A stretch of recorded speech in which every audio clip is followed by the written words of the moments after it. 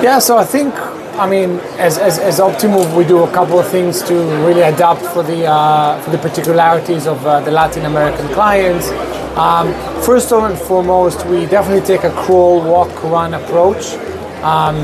So we want to make sure that we bring in kind of like the right team in the beginning and take an agile approach to start giving in value early as we progress with the implementation.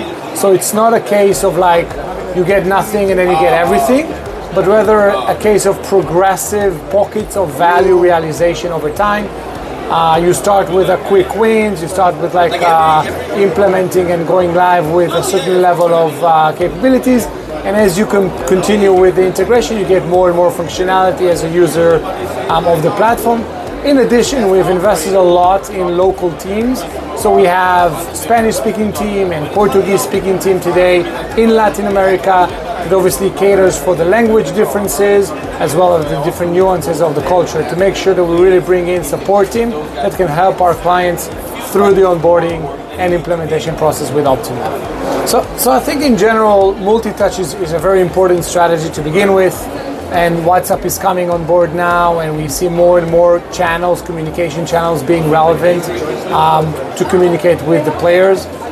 So first and foremost, as Optimove, we want to make sure that our clients are using as many channels as possible to communicate and speak to their players wherever they are. And then in terms of attribution and understanding what's working and what's not, we are very, very strong and we have a lot of innovation around the notion of testing and experimenting success. Test versus control, the idea of really allocating players to a test group into a control group is a key fundamental part of our product, and really measuring the incremental uplift that every campaign or communication is creating. So with that being said, the idea is that we can really understand what value every campaign and every communication drove to the business in business KPI. I can, for example, see what has been the incremental uplift of increasing deposit amount from a certain communication or from a certain channel or from a certain campaign, if you will. And that is all baked into the platform to really understand what's working and what's not to further optimize the communication.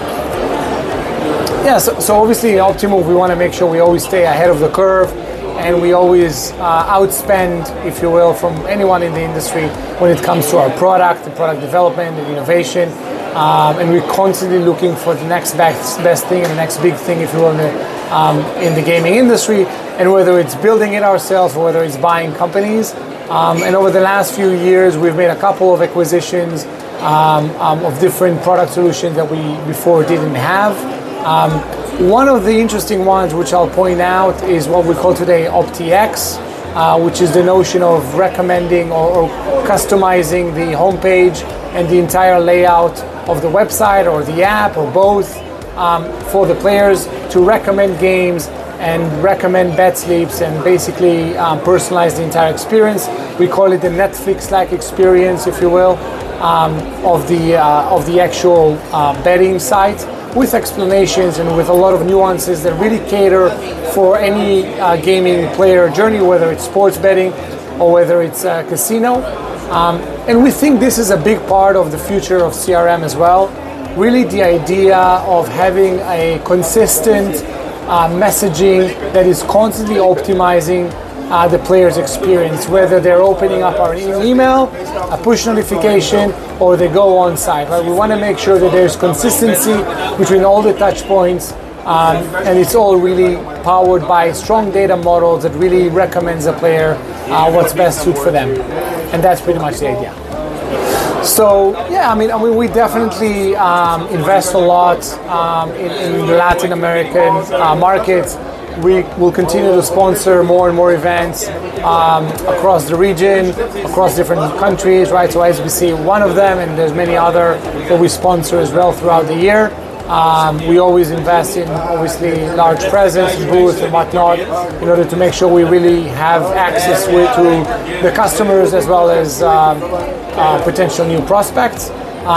We also believe in giving back to the community, right? So we have a lot of blog posts and content that we share that are really helpful for any marketeer to tap into and get more information about how to do things, best practices, and whatnot. We also have our annual event that we host in London every year, and we even fly people in there as well. So we really want to make sure that we kind of cater and bring content available for the industry, if you will, in Latin America, and cater for that, for its growth. Yeah, and from here, I just want to say hi to the Son Al Azar audience. Thank you very much and appreciate you.